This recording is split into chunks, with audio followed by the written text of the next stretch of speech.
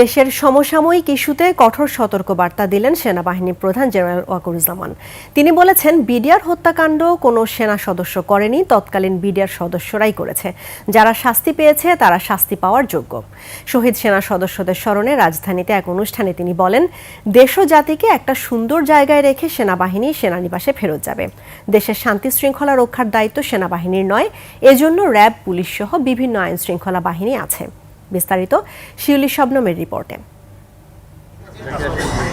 জাতীয় শহীদ সেনা দিবস উপলক্ষে রাজধানীর রাওয়া ক্লাবে এই অনুষ্ঠান। এতে যোগ দিয়ে সেনাপ্রধান বলেন, বিডিআর বিদ্রোহের অপরাধের সাথে যারা জড়িত তাদের ছাড় দেওয়া হবে না। সম্পূর্ণটাই তদানীন্তন বিজিবি সদস্য দ্বারা সংঘটিত। Full stop. এখানে কোনো ইফ এবং বাট নাই। এখানে যদি ইফ এবং বাট আনেন, এই যে বিচারিক কার্যক্রম এতদিন ধরে হয়েছে, 16 বছর ধরে 17 বছর ধরে যারা জেলে আছে, যারা কনভিক্টেড, সেই বিচারিক প্রক্রিয়া ব্যাহত হবে। এই বিচারিক প্রক্রিয়াকে নষ্ট করবেন না। যে সমস্ত সদস্য শাস্তি পেয়েছে তারা শাস্তি পাওয়ার যোগ্য। সেনাবাহিনীর 30,000 সদস্য দিয়ে দেশের শান্তি শৃঙ্খলা রক্ষা সম্ভব নয় উল্লেখ করে তিনি বলেন, police, RAB, BGB, DGFI, NSI সহ বিভিন্ন বাহিনী ও সংস্থাকে অবমূল্যায়ন করে দেশে শৃঙ্খলা ফেরানো যাবে না।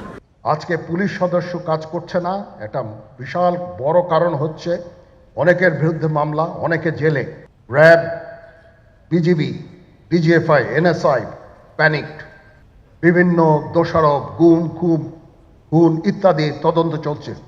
অবশ্যই তদন্ত হবে, দোষীদের বিচারের আওতায় আনতে হবে। এমনভাবে কাজটা করতে হবে যেন এই অর্গানাইজেশনগুলো আন্ডারমাইন না হয়।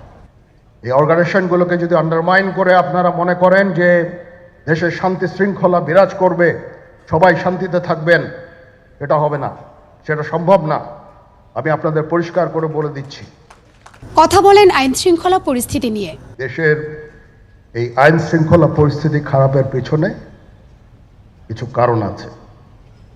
প্রথম কারণটা হচ্ছে যে আমরা নিজেরা হানাহানির মধ্যে ব্যস্ত। এটা একটা চমৎকার সুযোগ অপরাধীদের জন্য। যেহেতু আমরা একটা অরাজক পরিস্থিতির মধ্যে বিরাজ করছি, তারা খুব ভালোভাবেই জানে যে এই সময়ে যদি এই সমস্ত অপরাধ করা যায় তাহলে এখান থেকে পরিত্রাণ পাওয়া সম্ভব। সেই কারণে এই অপরাধগুলো হচ্ছে। আমরা যদি সংগঠিত থাকি, একত্রিত থাকি, তাহলে অবশ্যই এটা সম্মিলিতভাবে মোকাবেলা করা সম্ভব হবে। দেশ জুড়ে তোলপাড় ওয়ালটন ফ্রিজ কিনে আপনিও হয়ে যেতে পারেন মিলেনিয়ার। এখানে যে সমস্ত উচ্ছৃঙ্খল কাজ হয়েছে সেটা আমাদের নিজস্ব তৈরি, এটা আমাদের নিজস্ব ম্যানুফ্যাকচার।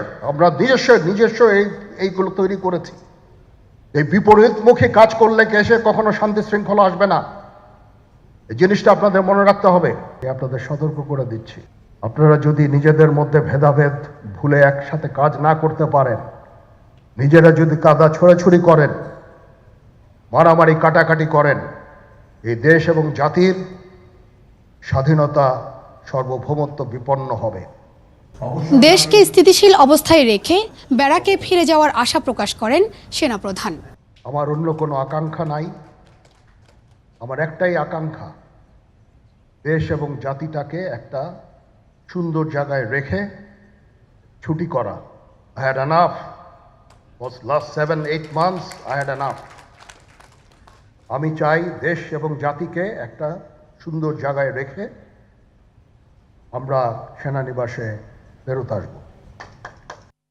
2009 সালের 25 ও 26 ফেব্রুয়ারি তৎকালীন বিডিআর বিদ্রোহে 57 জন সেনা কর্মকর্তা সহ 74 জন প্রাণ হারান।